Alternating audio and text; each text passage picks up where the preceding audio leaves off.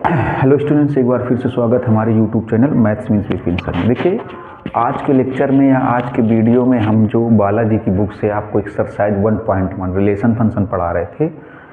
तो previous video में या पिछले वाले लेक्चर में या कह सकते हैं पिछले वाले वीडियो में क्वेश्चन नंबर 4 तक हुए थे एक्सरसाइज 1.1 के। तो आज 5वें क्वेश्चन से स्टार्ट करते हैं। देखिए, हमने बताया कि जिसके पास बुक नहीं है, बुक वाली समस्या है बालाजी वाली बुक में, तो हमने वीडियो में पिछले वाले वीडियो में आपको बुक के सारे क्वेश्चन दिखा दिए थे। हमने कहा था उनका स्क्रीनशॉट ले लो, नोट कर लो, तब समझो, क्योंकि बुक का बहाना नहीं होना चाहिए। देखिए, बुक पर्टिकुलर इसलिए सेलेक्ट की जो लिखने का समय होता है वो थोड़ा सा बच जाता है। और हमने कहा था ऐसा नहीं कि इसी से बता रहे, इसके अच्छे एग्जाम्पल भी बताएंगे, एनसीईआरटी के जो अच्छे क्वेश्चन हैं वो भी आपको बताए जाएंगे। तो थोड़ा समझिएगा। और ये ऐसा चैप्टर है जिसको बच्चे इग्नोर करते हैं थोड़ा सा, क्योंकि थोड़ा सा टफ होता है, ज़्यादा टफ नहीं होता। आप हमारे यूट्यूब चैनल पर प्लेलिस्ट पर जाइए और सीरियल से इसके वीडियो पढ़िए, एक तरफ से प्लेलिस्ट में जाकर आपको मज़ा आ जाएगा, गारंटी लेते हैं। और देखिए, चैनल को सब्सक्राइब कर लीजिए, क्योंकि आने वाले समय में आपको हर एक चैप्टर सब्सक्राइब जरूर करिए, ताकि आने वाले समय में हर एक चैप्टर के आपको वीडियो का नोटिफिकेशन मिलता रहे। शेयर करिए ताकि ज़्यादा से ज़्यादा लोग पढ़ें, और कमेंट्स करिए तो हमें भी पता चले कि आपको पढ़ करके कैसा लग रहा है। चलिए, ज़्यादा बात ना करते हुए आते हैं एक्सरसाइज 1.1 के 5वें क्वेश्चन में। अब आप सोच रहे हो कि 5वां क्वेश्चन कहाँ मिलेगा, तो आपको हमने प्रीवियस वीडियो में पूरे 1.1 के जितने भी क्वेश्चन थे सबका वीडियो में दिखाया था कि ये क्वेश्चन है। आप इनका स्क्रीनशॉट लेकर के नोट कर लीजिए, फिर समझिए। देखिए जरा, 5वां क्वेश्चन है, इंपॉर्टेंट क्वेश्चन है, अच्छा क्वेश्चन है। तो क्या है 5वां क्वेश्चन, एक बार देख लेते हैं जरा। ये आ रहा है वीडियो में, सबसे पहली चीज़ तो ये देखना होता है। अच्छा, बहुत ऊपर जा रहा है, चलिए आ रहा है। देखिए, 5वें क्वेश्चन में बोला गया है ए क्या है, एक्स वाई तल में स्थित सभी रेखाओं का समुच्चय। ए कोई समुच्चय है, लेकिन किसका समुच्चय है? एक्स वाई तल में स्थित, एक्स वाई तल में स्थित तल में है सभी रेखाओं का समुच्चय, सभी रेखाओं का समुच्चय।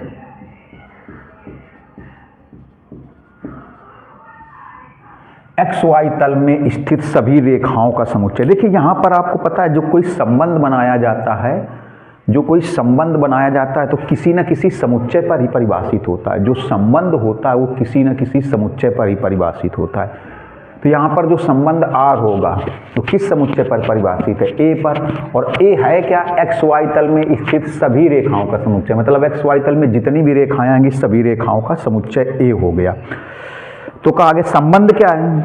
अब इसी का आगे आए, समुच्चय ए में संबंध आर इस प्रकार परिभाषित है कि आर बराबर, अब इसी में से देखो ए क्या है? समुच्चय। किसका समुच्चय है?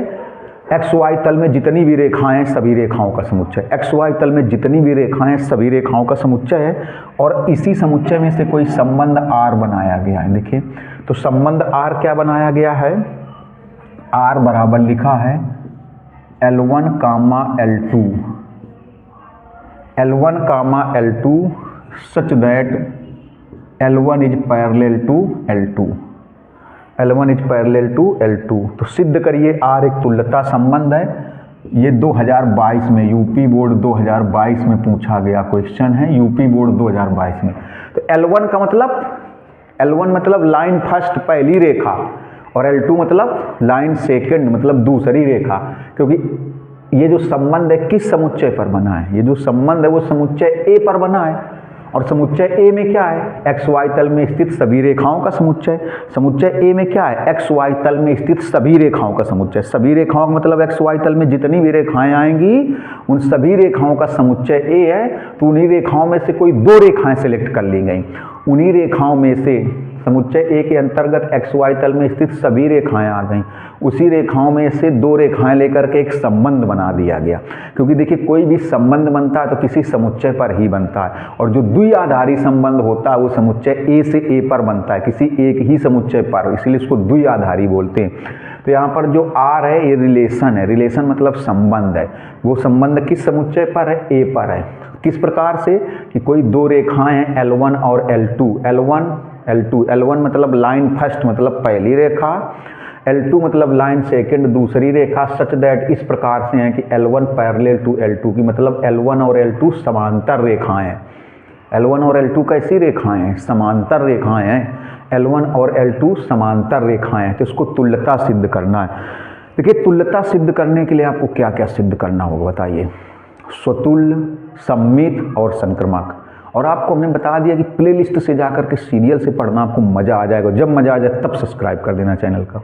चलिए खैर देखिए, तो स्वतुल्य सिद्ध करते हैं, सम्मित सिद्ध करते हैं और संक्रमक सिद्ध करते हैं। तो हमने बताया था स्वतुल्य सिद्ध करने के लिए एक अवयव की ज़रूरत होती है। तो कैसे सिद्ध करते हैं? अगर दो अवयव हैं तो दूसरे वाले की जगह भी पहला वाला रख करके देखिए। बताया था ना प्रीवियस वीडियो में, आपको देखना, प्रीवियस वीडियो पढ़िए, मज़ा आ जाएगा। हमने कहा था अगर दूसरा वाला अवयव है तो दूसरे वाले अवयव की जगह भी पहला वाला अवयव रखिए। दूसरे वाले अवयव की जगह भी पहला वाला अवयव रखिए। दूसरे वाले अवयव की जगह भी पहला वाला अवयव रखिए। अगर कथन सही आ जाए, सत्य आ जाए, तो क्या होगा? स्वतुल्य होगा, अन्यथा स्वतुल्य नहीं होगा।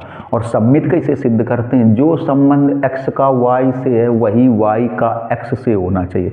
तो यहाँ पर क्या होगा? जो संबंध L1 का L2 से, इस सवाल की बात कर रहे हैं, जो संबंध L1 का L2 से है वही L2 का L1 से होना चाहिए। और संक्रमक में क्या होता था? जो संबंध x का y से है वही संबंध हम लोग y का z से बना लेते हैं, मान लेते हैं, और वही संबंध x का z से सिद्ध होना चाहिए। तो देखिए, पहले हेडिंग डालेंगे स्वतुल्यता। बोर्ड एग्जाम में आएगा, आ चुका है 2022 में, फिर आएगा तो कैसे लगाएंगे? स्वतुल्यता हेडिंग डालेंगे, क्योंकि तुल्यता संबंध के लिए तीनों। देखिए, स्वतुल्यता हेडिंग डाल के लिखेंगे। जब देखिए R कोई संबंध, इसको ऐसे भी लिख सकते हो आप, इसको ऐसे भी लिख सकते हो, L1, L2 बिलोंग R। मतलब L1 और L2 किसी रिलेशन, किसी संबंध से संबंधित हैं। किस प्रकार बिलोंग R? कि L1 पैरेलल L2, की L1 क्या है? L2 के समांतर है। मतलब L1 और L2 के बीच में इस प्रकार का संबंध है कि L1 L2 के समांतर है।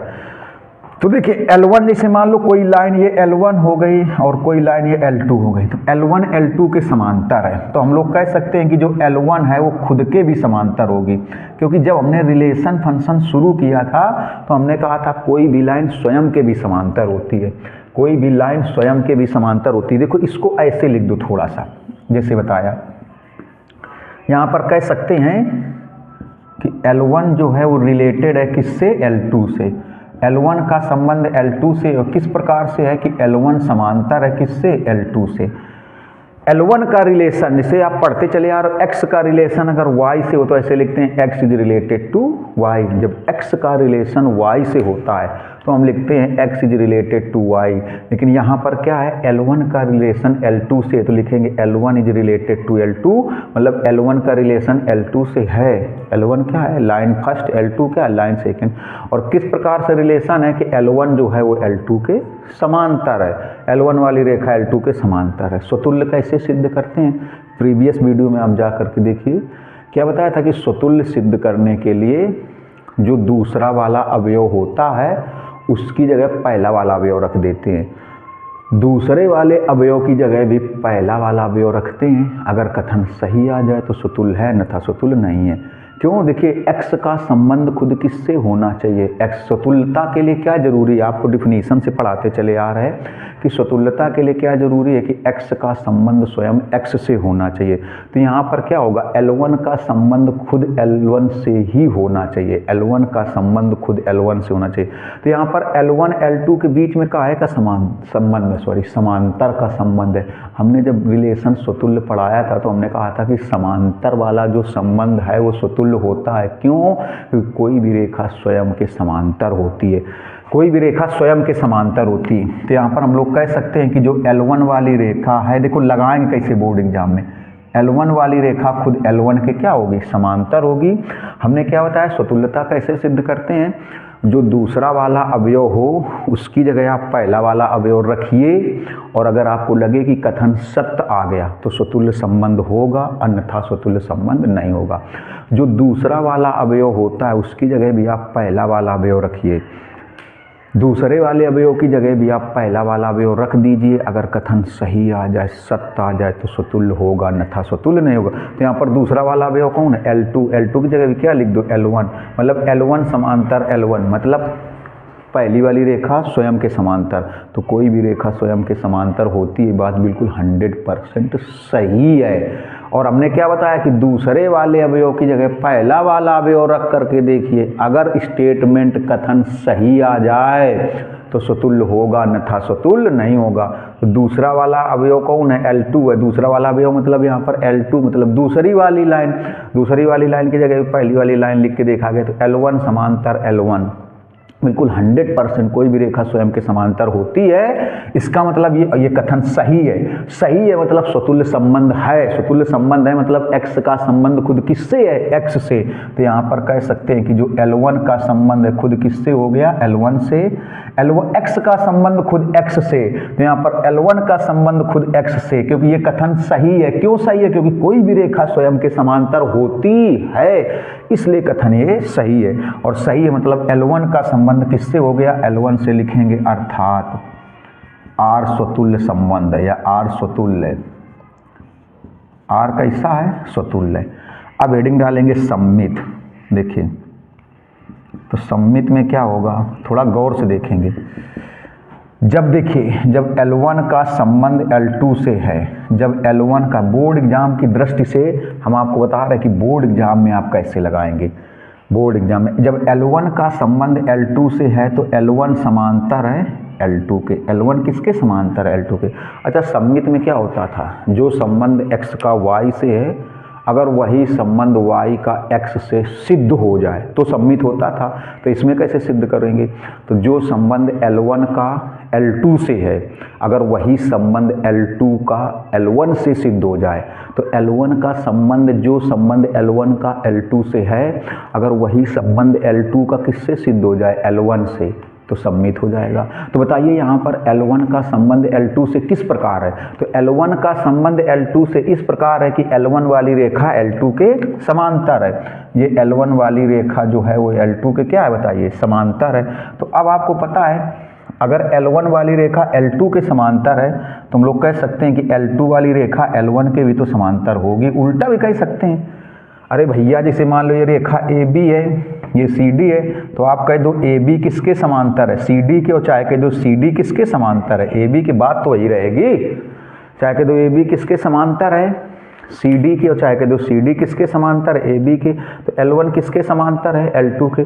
जब L1 का संबंध L2 से है तो L1 किसके समांतर है? L2 के। तो उल्टा कह दो तो L2 भी किसके समांतर होगी? देखिए L2 लिखा है, L2 भी किसके समांतर होगी? L1 के। अब देखिए तो L1 समांतर L2, L1 समांतर L2 पर L1 का रिलेशन किससे है? L2 से। और L2 समांतर L1 पर क्या हो जाएगा? L2 का रिलेशन किससे हो जाएगा? L1 से। लिखेंगे अर्थात R सम्मित है। अर्थात R कैसा बताइए? सम्मित है। अब देखिए संक्रमकता में क्या होता है, बोर्ड एग्जाम में कैसे लगाएंगे। संक्रमकता देखिएगा थोड़ा सा, ट्रांजिटिव। संक्रमकता में क्या होता है? आपको बताया गया जो संबंध x का किससे है? y से, वही संबंध हम लोग y का किससे समझ लें? z से। जो संबंध x का y से है वही संबंध y का z से समझ लिया जाए तो वही संबंध x का z से सिद्ध होना चाहिए। तो यहाँ पर क्या होगा? जो संबंध L1 का किससे है? L2 से, वही हम लोग वही संबंध L2 का किससे समझ लेंगे? L3 से। जो संबंध L1 का किससे है? L2 से, वही संबंध हम लोग मान लेंगे L2 का L3 से। तो क्या होना चाहिए? तो वही संबंध L1 का L3 से सिद्ध होना चाहिए। क्यों? क्योंकि जैसे हमने क्या बताया, जो संबंध x का y से है वही संबंध y का किससे समझ लेते हैं? z से। तो वही संबंध x का किससे सिद्ध होना चाहिए? z से। तो यहाँ पर क्या होगा? जो संबंध L1 का किससे है? L2 से, वही संबंध L2 का किससे वो मान लेंगे? L3 से। तो वही संबंध L1 का L3 से सिद्ध होना चाहिए। देखिए तो यहाँ पर L1 का संबंध L2 से इस प्रकार है कि L1 समांतर है किसके? L2 के। तो जो संबंध L1 का L2 से है वही संबंध L2 का किससे है? L3।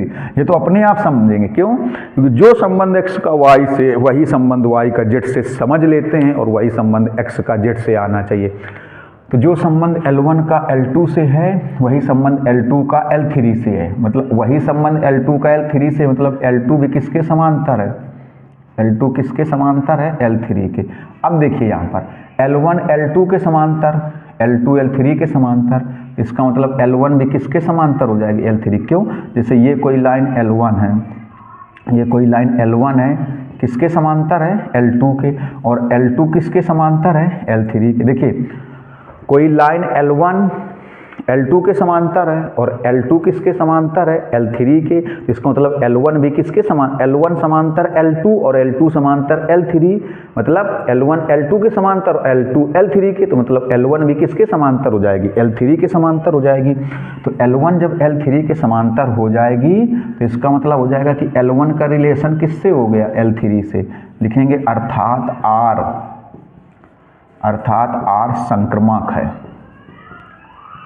अर्थात R कैसा है? संक्रामक है। अब देखिए क्या लिखेंगे? लिखेंगे चूंकि, लिखने का तरीका देखिए बोर्ड एग्जाम में, चूंकि R स्वतुल्य सममित संक्रामक है, लिखेंगे अतः R तुल्यता संबंध है।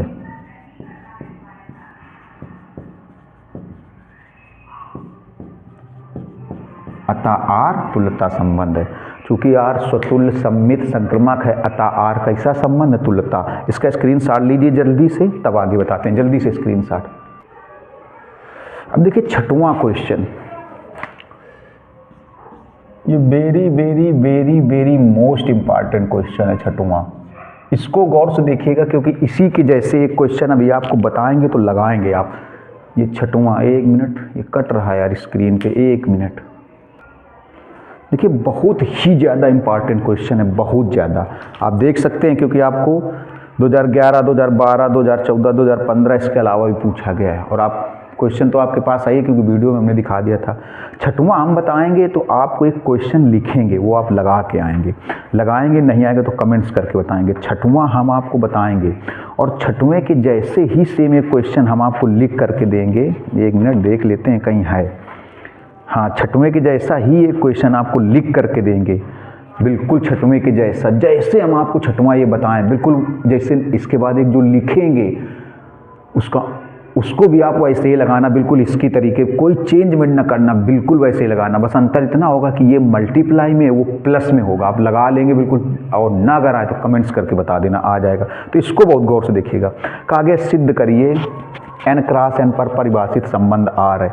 यहाँ पर n क्रॉस n पर कोई संबंध R है, मतलब समुच्चय कौन सा है? यहाँ पर देखा जाए तो समुच्चय कौन सा है? n क्रॉस n है। समुच्चय n क्रॉस n है, इस पर संबंध R है और इस प्रकार से है कि A, B related C, D, मतलब A, B का रिलेशन किससे है? C, D से है। और रिलेशन इस प्रकार से है, रिलेशन इस प्रकार, इसको पढ़ते हैं if and only if AD equal to BC, AD equal to BC। तो इसको तुल्यता सिद्ध करना है। तुल्यता मतलब स्वतुल्य सिद्ध करें, सम्मित सिद्ध करें और संक्रामक सिद्ध करें। बहुत गजब का क्वेश्चन है, बहुत बार आया है बोर्ड एग्जाम में और 90% बच्चे क्वेश्चन छोड़ देते हैं। और ये आप लगा लेंगे तो अभी आपको एक बोर्ड में लिख करके देंगे, आप वो भी लगा लेंगे। बस अंतर इतना होगा कि ये चीज़ उसमें भी सेम होगी, यहाँ पर गुणा है, A और D का गुणा है, B और C का गुणा है, और जो हम आपको लिख के देंगे उसमें A और D में प्लस होगा, B और C में भी प्लस होगा। बिल्कुल जैसे इसको हम बताते चलें वैसे ही आप उसको करते चलना। आप लगा लोगे तो आपको मज़ा आ जाएगा। चैलेंज कर रहे, गारंटी ले रहे कि जब आप अपने आप उसको लगा लोगे तो आपको लगेगा कि नहीं, हम आपको सिखाने का 100% प्रयास करें। हमने पहले बोला है कि आपको सिखाने के लिए ही वीडियो बनाते हैं, फॉर्मेलिटी के लिए नहीं बनाते। तो आप इसको समझिएगा और जो लिख करके देंगे वो आप 100% लगा लेंगे। जो लिख करके देंगे उसमें ये सब समुच्चय यही रहेगा, ये भी यही रहेगा। बस यहाँ पर A प्लस B हो जाएगा और इधर B प्लस C हो जाएगा। इसलिए कह रहे, गौर से देखिएगा, मन से देखिएगा, मेहनत से देखिएगा, बिल्कुल मजा आने वाला है आपको। अब देखिए, अब इसमें क्या होता है, जैसे हम लोग पढ़ते रहे हैं कि x का संबंध y से, तो यहाँ पर x देखो, और यहाँ पर क्या है, A, B का संबंध किससे है? C, D से। तो यहाँ पर x कौन है बताइए?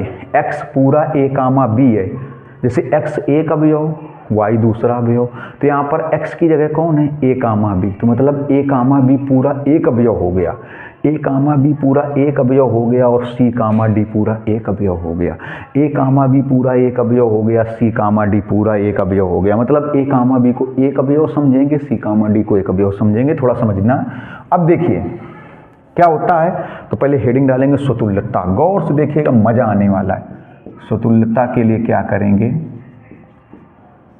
स्वतुल्यता के लिए थोड़ा गौर से देखिएगा। स्वतुल्यता के लिए क्या होता है, एक्स का संबंध खुद किससे होना चाहिए, एक्स से होना चाहिए।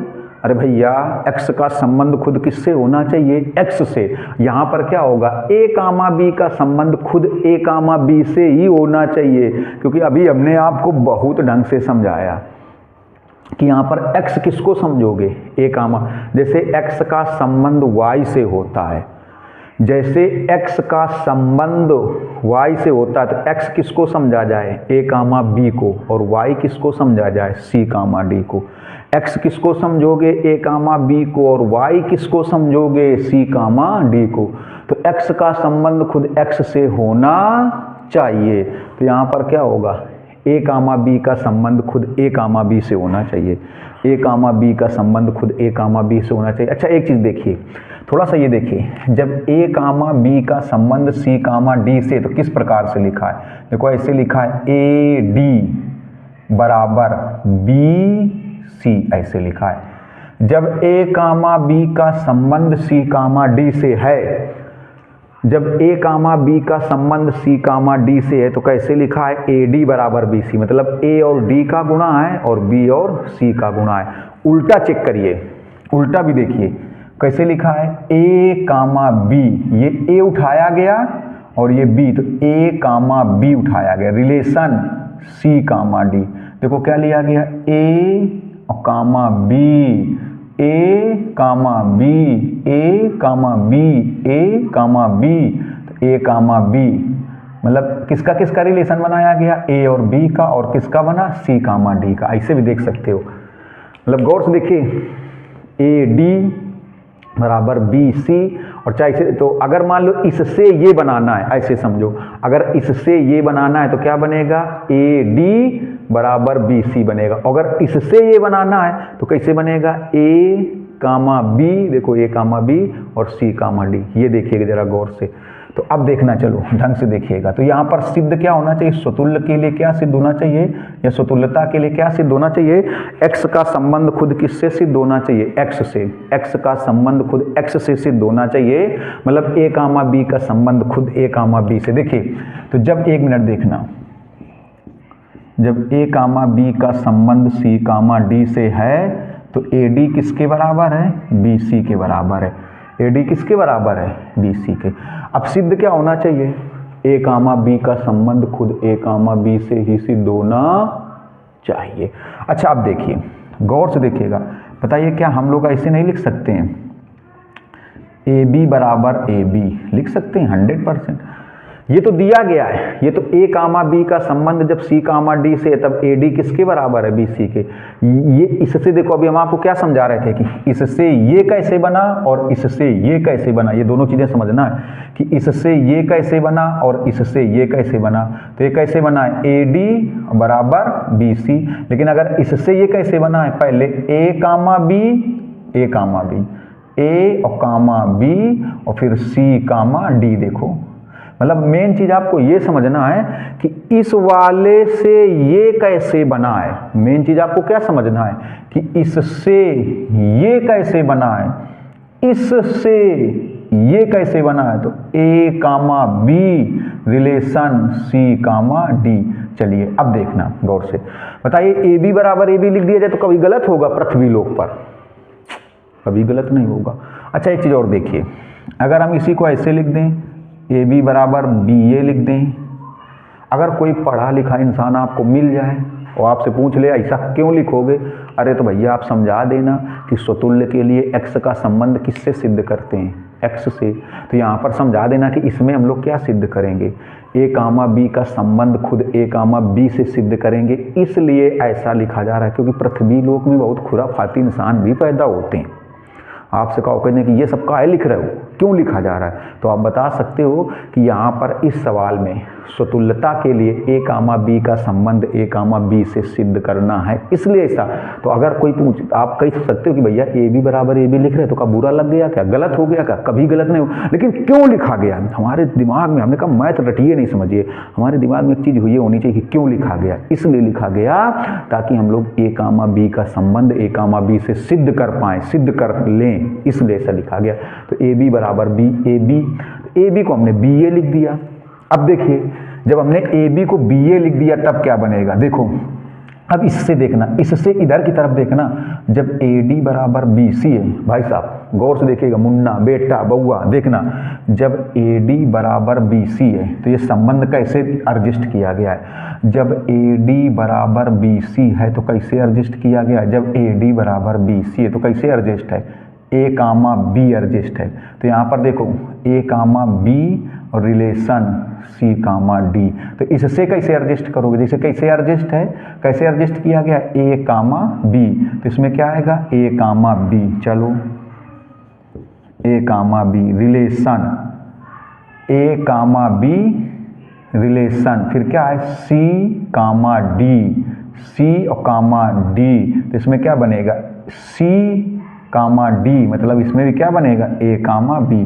देखिए क्या सिद्ध हो गया, इसमें सिद्ध हो गया कि ए कामा बी का रिलेशन ए कामा बी से। दिमाग लगाओ तो हमने क्या बताया, कैसे देखा गया? ए कामा बी रिलेशन सी कामा डी, तो इसमें क्या बनेगा? ए कामा बी रिलेशन सी कामा डी, मतलब ए कामा बी। सी कामा डी मतलब ए कामा डी, सी कामा डी मतलब क्या बनेगा? ए कामा बी बनेगा, ए कामा बी। देखिए गौर से, 1 मिनट थोड़ा सा इंक दे दें इनको, सूख रहे हैं भैया ये लोग। देखो तो समझ गए होगे कि जब ए डी बराबर बी सी है, जब ए डी बराबर बी सी है तो क्या बना? ए कामा बी रिलेशन सी कामा डी, तो इसमें क्या, जब ए बी बराबर बी है तो क्या बनेगा? ए कामा बी रिलेशन ए कामा बी। अब गौर से देखने वाली हो रही है। अब देखिएगा, चलिए तो यहाँ पर लिखेंगे अर्थात आर, क्योंकि ए कामा बी का संबंध ए कामा बी से हो गया, अर्थात आर स्वतुल्य। बस भाई साहब एक काम करिएगा, अभी आपको बता रहे कि जैसे हम आपको ये समझा रहे हैं वैसे भी एक लिख के देंगे। बस अंतर इतना होगा कि ये गुणा में है, ए डी और बी सी किस में है? गुणा में, और जो हम आपको लिख के देंगे वो प्लस वाले देंगे, लगाना ऐसे जैसे ये बता रहे। अब देखिए सम्मित, क्योंकि बहुत अच्छा सवाल है, तो सम्मित के लिए क्या करेंगे? देखिए जब ए कामा बी का रिलेशन सी कामा डी से है तो ए डी किसके बराबर है? बी सी के। तो आप सम्मित में क्या होता है? जो संबंध x का किससे है? y से। जो संबंध x का y से है वही संबंध y का x से सिद्ध होना चाहिए। तो यहाँ पर क्या होगा? जो संबंध a कामा b का किससे है? c कामा d से, तो वही संबंध c कामा d का किससे सिद्ध होना चाहिए?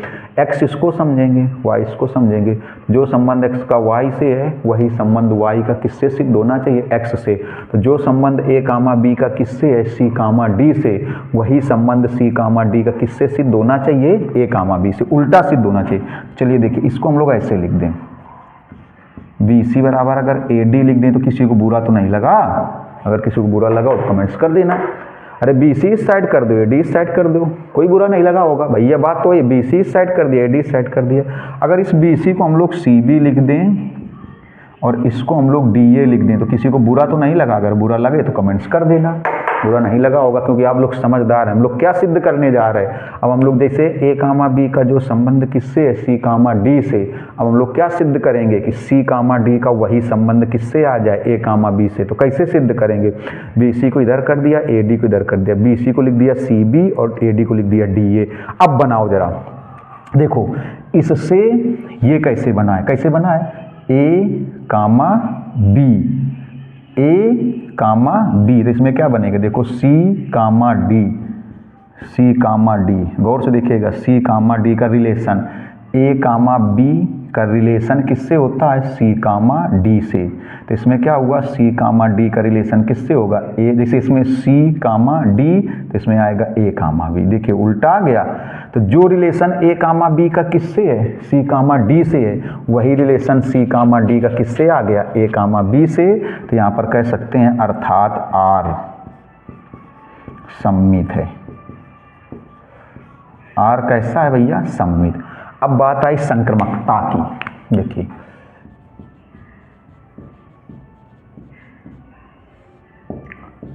तो संक्रमकता में क्या होता है, जो संबंध x का किससे है, y से, वही संबंध y का किससे समझ लेते हैं, z से।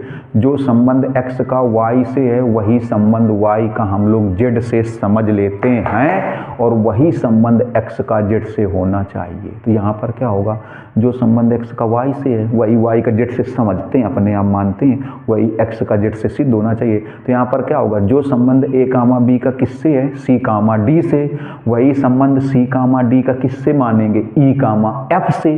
तो वही संबंध a कामा b का e कामा f से सिद्ध होना चाहिए। मतलब ऐसे देखो, जो संबंध a कामा b का किससे है, c कामा d से, क्या संबंध है कि AD किसके बराबर है, BC के। अरे AD बराबर BC। तो जो संबंध a कामा b का c कामा d से है, जो संबंध a कामा b का c कामा d से है, वही संबंध c कामा d का किससे है, e कामा f से। क्यों? क्योंकि जो संबंध x का y से है वही y का z से है, वही x का z से सिद्ध होना चाहिए। तो जो संबंध a कामा b का किससे है, c कामा d से, वही संबंध c कामा d का किससे है, e कामा f से। वही संबंध a कामा b का e कामा f से सिद्ध होना चाहिए। देखिए तो इसको कैसे लिखा गया है, AD बराबर BC। तो AD बराबर BC, तो इसको कैसे लिखेंगे, AD, तो इसमें क्या बनेगा,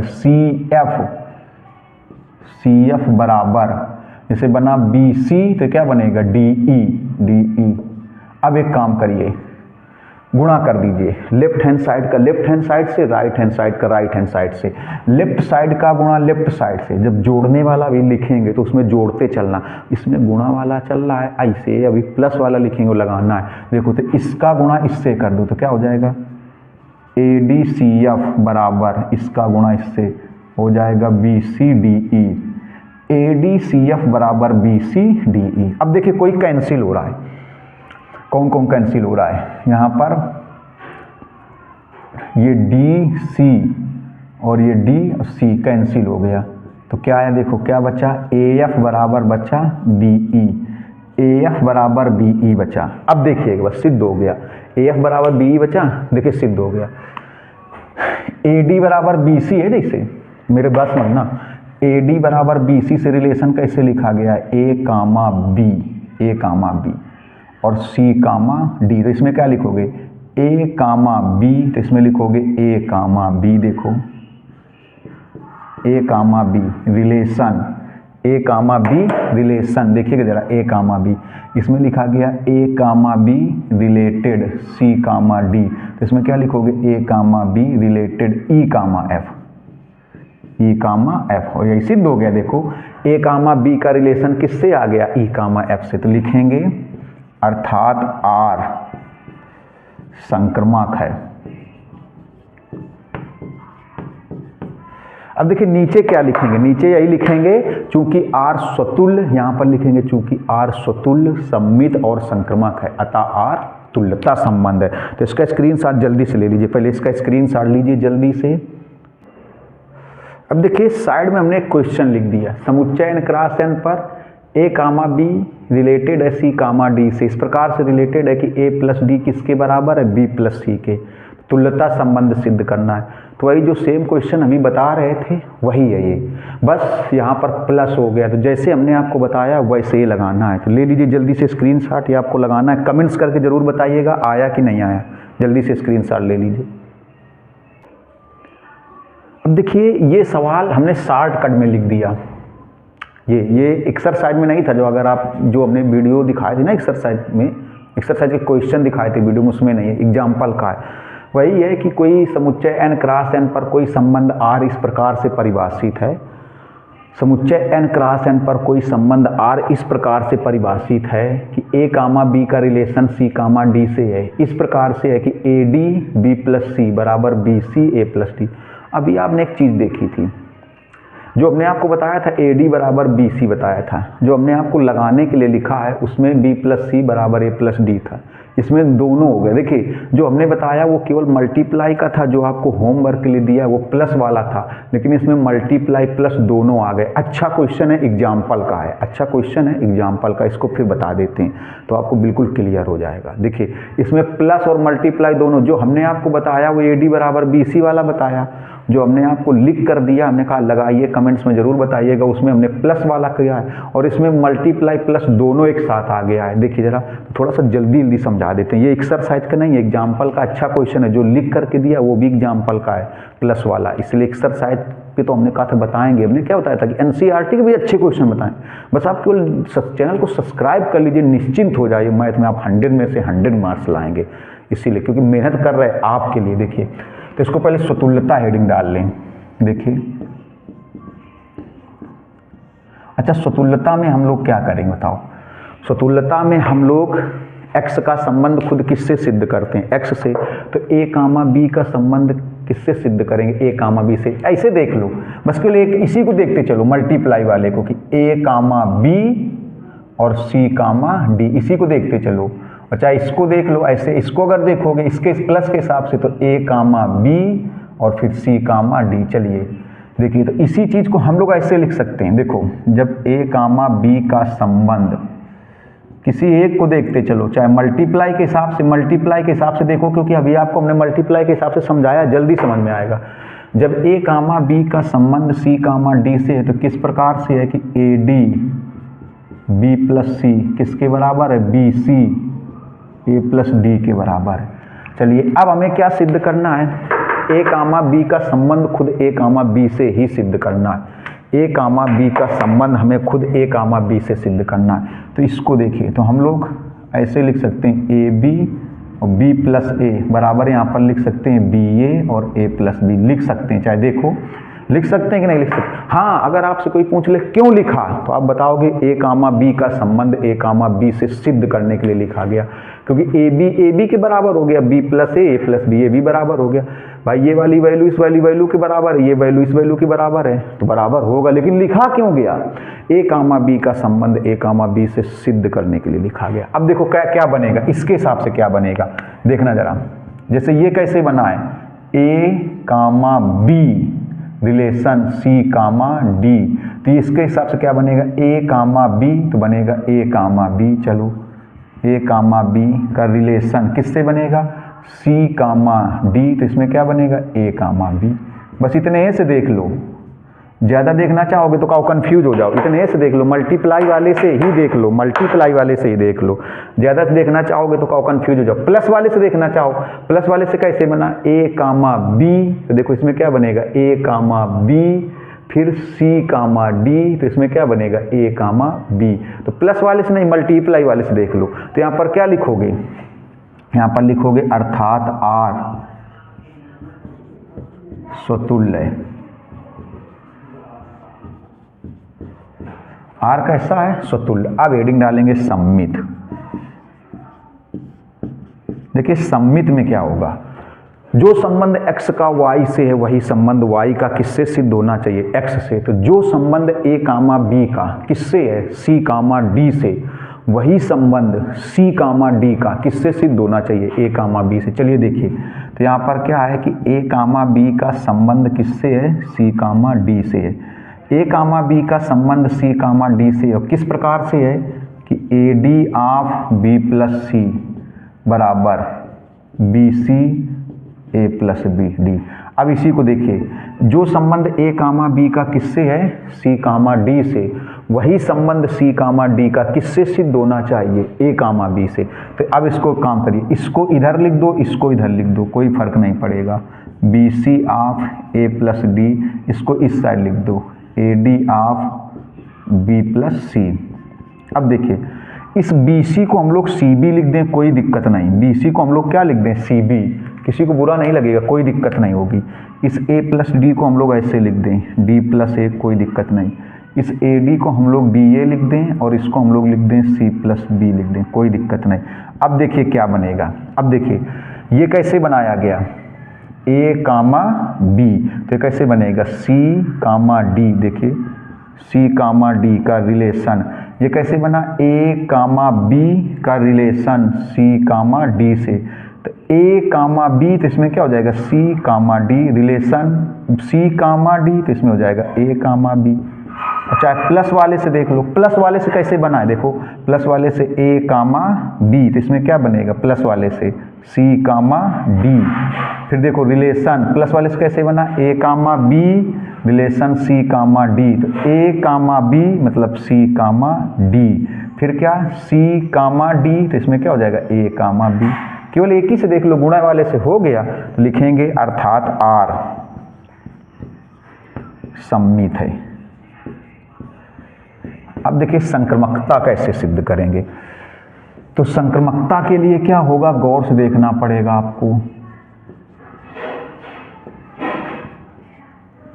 संक्रमकता के लिए जो संबंध x का किससे है y से, वही संबंध y का किससे है z से। जो संबंध x का y से वही संबंध y का किससे समझ लेंगे z से, और वही संबंध x का z से सिद्ध होना चाहिए। तो इसमें क्या है, जो संबंध a कामा b का किससे है e कामा जो संबंध a कामा b का किससे है c कामा d से, वही संबंध c कामा d का किससे समझ लेंगे e कामा f से। तो वही संबंध a कामा b का e कामा f से सिद्ध होना चाहिए। देखिए जरा कैसे, जो संबंध a कामा b का किससे है c कामा d से, किस प्रकार का संबंध है थोड़ा देखिएगा। किस प्रकार का संबंध है कि AD और फिर B प्लस सी, AD B प्लस सी बराबर BC तो A प्लस D। तो जो संबंध A कामा B का किससे है AD है तो फिर B प्लस C है, और जब BC है तो A प्लस D है। तो जो संबंध A कामा B का किससे है C कामा D से, वही संबंध C कामा D का किससे है बताओ E कामा F से। ये E कामा F से। जो संबंध A कामा B का किससे है C कामा D से, जो संबंध A कामा B का किससे है C कामा D से, वही संबंध C कामा D का किससे है E कामा F से। क्या बनेगा देखो कैसे बना, इसमें AD और फिर B प्लस C, AD और B प्लस C, तो इसमें क्या बनेगा AD तो बनेगा CF और B प्लस C तो इसमें बनेगा D plus E, D plus E। फिर क्या बना BC BC, देखो BC तो इसमें क्या बनेगा BC तो इसमें बनेगा DE DE। जैसे इसमें बना BC तो इसमें बनेगा DE। जब BC बना तो क्या है A प्लस D है, तो इसमें जब DE बने तो क्या बनेगा C प्लस F बनेगा, C प्लस F। देखिएगा थोड़ा सा, जो संबंध A कामा B का किससे है C कामा D से, वही संबंध C कामा D का किससे है E कामा F से। अब वही संबंध A कामा जो X का Y से है वही Y का Z से, वही X का Z से सिद्ध होना चाहिए। मतलब वही संबंध A कामा B का किससे सिद्ध होना चाहिए E कामा F से। तो थोड़ा सा देखिएगा, गौर से देखना, बहुत मन से देखिएगा, ढंग से देखिएगा, बिल्कुल दिमाग लगा के देखिएगा। पहले इसको देखो, इसको हम लोग ऐसे लिख सकते हैं, इसको हम लोग लिख सकते हैं B प्लस C अपान BC बराबर A plus D upon AD, ऐसे लिख सकते हैं। अरे भाई ऐसे देखो, ऐसे लिखा है, गौर से देख लीजिए कैसे लिखा है, ऐसे लिखा है, ऐसे ये चीज़। तो ये BC इधर बटे में आ गया और AD इधर बटे में आ गया, B प्लस C अपान BC और A plus D upon A, ऐसे लिख दिया गया। देखिए तो क्या बन जाएगा, अलग अलग डिवाइड करो तो बनेगा 1 अपान C प्लस 1 अपान B, ये बनेगा 1 अपान D प्लस 1 अपान A, ऐसे बन जाएगा। अरे भैया कैसे बन जाएगा, देखो इसी में जैसे ये आया B प्लस C अपान BC, इधर देखिएगा, और A plus D upon AD, अलग अलग भाग कर दो ऐसे, B अपान BC प्लस C अपान BC, अलग अलग भाग, अलग अलग। इसमें क्या हो जाएगा देखो A अपान AD और प्लस D अपान AD, ऐसे। तो देखो B से B कट जाएगा, C से C, तो 1 अपान C प्लस 1 अपान B, यही आएगा। और फिर इसमें A से A कट जाएगा तो 1 अपान D, और इसमें D से D तो 1 अपान A, ये आया। अब तो समझ गए होगे, अब तो समझ गए होगे भैया। अब देखिए ये किससे बना, ये बना इससे, तो इसको क्या लिख सकते हो इसको क्या लिख सकते हो, देखो इसमें डी ई इधर अपान में आ जाएगा, तो ऐसे आएगा डी प्लस ई अपान डी ई बराबर, देखो डी प्लस ई अपान डी ई और सी एफ इधर अपान में चला जाएगा, सी प्लस एफ अपान सी एफ। इसमें भी अलग अलग भाग कर दो, अलग अलग भाग, जैसे इसको किया गया अलग अलग भाग करोगे। डी में भाग लगाओगे डी ई का तो 1 अपान ई आएगा, और ई में भाग लगाओगे डी ई का तो 1 अपान डी आएगा। सी में भाग लगाओगे सी एफ का तो 1 अपान एफ आएगा, और एफ में भाग लगाओगे सी एफ का तो 1 अपान सी आएगा। अब देखिए क्या किया जाए, जैसे अभी एक बताया था, लेफ्ट हैंड साइड को लेफ्ट हैंड साइड से जोड़ दो और राइट हैंड साइड को राइट हैंड साइड से जोड़ दो। इसको जोड़ दो, इसको जोड़ दो। थोड़ा समझिएगा, देखो तो कितना आएगा, कैसे आएगा, देखो 1 अपान सी प्लस 1 अपान बी प्लस ये 1 अपान ई और प्लस 1 अपान डी बराबर, इसको इससे जोड़ दो 1 अपान डी प्लस 1 अपान ए, 1 अपान डी प्लस 1 अपान ए, और ये जुड़ेगा 1 अपान एफ प्लस 1 अपान सी। अब देखिए ये इससे क्या हो जाएगा, कैंसिल, और ये इससे कैंसिल, तो क्या बचा 1 अपान बी और प्लस 1 अपान ई बराबर 1 अपान ए और प्लस 1 अपान एफ। एलसीएम ले लो, यहाँ पर बी ई क्या कर लो एलसीएम, तो आएगा ई और प्लस डी अपान बी ई, इसको एलसीएम कर लो तो आएगा F plus A upon A F, ये आएगा एलसीएम लेने से, ये एलसीएम लेने से आएगा। एलसीएम लेने के बाद क्रॉस गुणा कर दो, ए एफ का इधर गुणा कर दो, A F E plus B, और बी ई का इधर गुणा हो जाएगा बी ई और एफ प्लस ए। अब देखिएगा, अब इससे रिलेशन बनाओ, कैसे बनेगा, देखो इससे, देखो कैसे बनेगा, जैसे ये कैसे बना है ए कामा बी, तो ये क्या बनेगा ए कामा बी रिलेशन, ये कैसे बना ए कामा बी रिलेशन सी कामा डी, तो ए कामा बी रिलेशन ई कामा एफ बनेगा, क्या बनेगा ई कामा एफ। चाहे प्लस वाले से समझ लो, प्लस वाले से कैसे बना, देखो प्लस वाले से रिलेशन कैसे बना, प्लस वाले से ऐसे बना ए और कामा बी, तो क्या बनेगा, देखो इसमें अगर ए कामा बी, सॉरी इसको ऐसे लिख दो, इसको हम लोग बी प्लस ई लिख दें तब भी कोई गलत नहीं है, बी प्लस ई लिख दो, और इसको ए प्लस एफ लिख दो तब भी गलत नहीं है, ए प्लस एफ लिख दो। देखो तो कैसे बनेगा, ए जैसे से बना ए कामा बी, तो ए कामा बी बनेगा, फिर क्या बना देखो सी कामा डी, तो क्या बनेगा ई कामा एफ। अब यहाँ पर नीचे क्या लिख देंगे, अतः आर संक्रामक है, अर्थात आर संक्रामक है। फिर नीचे लिखोगे चूंकि आर स्वतुल्य सम्मित संक्रामक है, तो आर तुल्यता संबंध। हमने आपको पहले भी कहा था कि एक्सरसाइज के अलावा इंपॉर्टेंट क्वेश्चन भी बताएंगे। तो लीजिए जल्दी से इसका स्क्रीनशॉट, जल्दी से स्क्रीनशॉट ले लीजिए इसका। अब देखिए 7वां क्वेश्चन एक्सरसाइज का, आपको जो एक्सरसाइज का 7वां कहाँ से देखें, आपको वीडियो में क्वेश्चन दिखा चुके हैं। कहा गया एक समुच्चय एक तल में स्थित सभी रेखाओं का, एक समुच्चय है, क्या किसका समुच्चय है, एक तल में स्थित, एक तल में स्थित सभी रेखाओं का समुच्चय,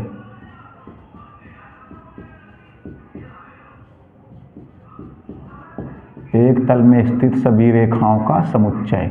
अब इसी समुच्चय ए पर कोई संबंध बनाया गया है आर, किस टाइप से बनाया गया है, देखिए आर इस टाइप से बनाया गया है कि L1 कामा L2, L1 क्या होगी पहली रेखा, L2 क्या होगी दूसरी रेखा, L1 comma L2 such that L1 perpendicular L2, L1 जो है L2 पर लंब है, मतलब L1 और L2 की इसी, इसको देखो हम लोग कैसे लिख सकते हैं कि L1 जो है वो रिलेटेड है किससे, L2 से, L1 जो है वो L2 से रिलेटेड है, इस प्रकार से रिलेटेड है कि L1 लंब है किस पर, L2 पर।